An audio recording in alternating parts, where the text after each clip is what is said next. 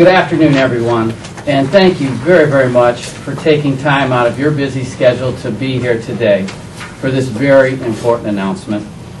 Today I am so excited to not only release, but to unveil my platform for economic development and job growth for our state.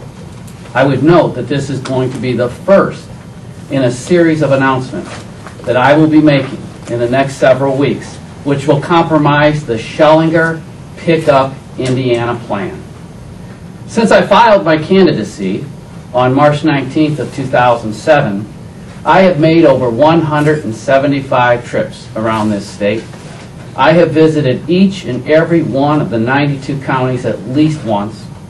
Laura and I have spent the past 12 months reaching out to Hoosiers all across our state, listening to their concerns, listening to their thoughts, their ideas, and their opinions, and more importantly, listening to what they believe are the answers and solutions to solving the problems and challenges that our state faces. I have heard the voices of fellow Hoosiers, and I am excited and I am invigorated because Hoosiers all across our state, whether they be Democrats, Independents, or Republicans alike, agree that Indiana can and should be doing better. We deserve better leadership in our state. I am ready to provide the leadership we deserve, but it will not be without challenge. I have lived each and every one of my 47 years right here as a full-time resident in the state of Indiana, and I have never seen our state more divided on the number of topics that we are divided on today, whether it be the rights of working men and women, jobs in the economy, education, health care, the environment, daylight savings time, privatization as an ideology, combined animal feeding operations, or a governor's willingness to live in the governor's residence. However, in spite of the polarization that we face in our state today, I believe in the great people of this state, and I believe that we can establish common ground on which to build. I believe together we can pick up Indiana in all of these categories. Together we can make Indiana the greatest state in which to live, the greatest state in which to raise a family. But first we must understand that everything is connected to everything. Jobs, education, health care, the environment, and the way that government operates are all intertwined. To address one without understanding the impact and the importance of the others will only hinder our progress. I must also tell you that I've always subscribed to the notion that a leader, to be successful, must do three things. A leader must first be able to define reality, and more importantly, be willing to do so. A leader must be able to provide vision to move people forward, and a leader must be able to surround themselves with great people capable of closing the gap between the reality and the vision. So with this notion, I would like to review my Pick Up Indiana Jobs plan. But first, we must address the reality.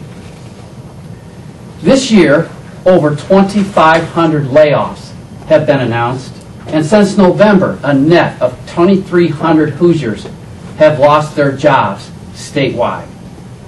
Since Governor Daniels took office, Indiana has lost over 27,000 manufacturing jobs.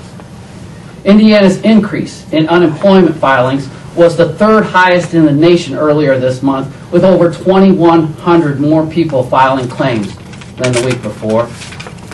Indiana now ranks 5th in the nation in personal bankruptcies, with one household out of every 80 filing for bankruptcy last year.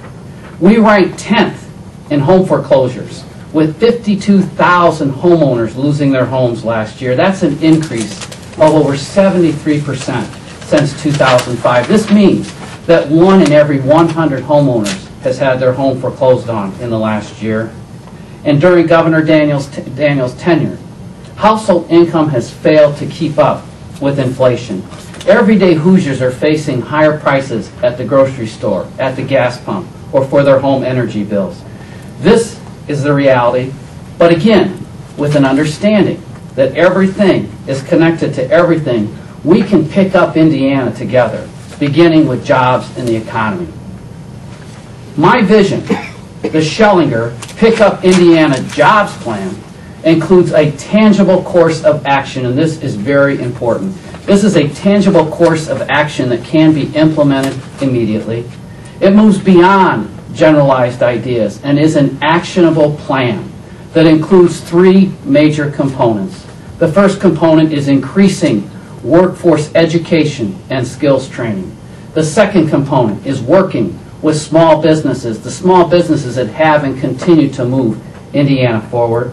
And the third is promoting sustainable economic development by the creation of green-collar jobs. I would like to spend just a minute speaking about each of those three components because they are so important and based on the fact that this is not a generalized plan, but an actionable plan. First, with regard to increasing workforce education and skills training, a recent report by the Indiana Chamber of Commerce showed that Indiana workforce is falling behind. We rank 43rd in the nation when it comes to providing workforce training, and we're 41st in the nation in the percentage of working-age adults with an associate degree or higher. We must work to invest in Indiana's education training programs and make sure that we develop a world-class workforce that's capable of competing in a 21st century economy. The Schellinger Pick Up Indiana plan increases workforce education and training in four areas. First, by supporting next-generation manufacturing training. President George H.W. Bush, he implemented the Manufacturing Extension Partnership, a program that helped provide consulting services to businesses, small and medium-sized manufacturing firms around our state, and it was funded. It was to have bipartisan support of Governor Bayh and Governor Lugar. Yet, when Mitch Daniels was the director of the Office of Management and Budget, he cut that program, a successful program proven to work, by 67%. And now President George Bush's budget includes eliminating the program. I understand the importance of helping small and medium-sized manufacturing firms compete globally. And as governor, I will increase the support for this program by at least $1 million a year, and I will commit to restoring any funding cuts made by Washington.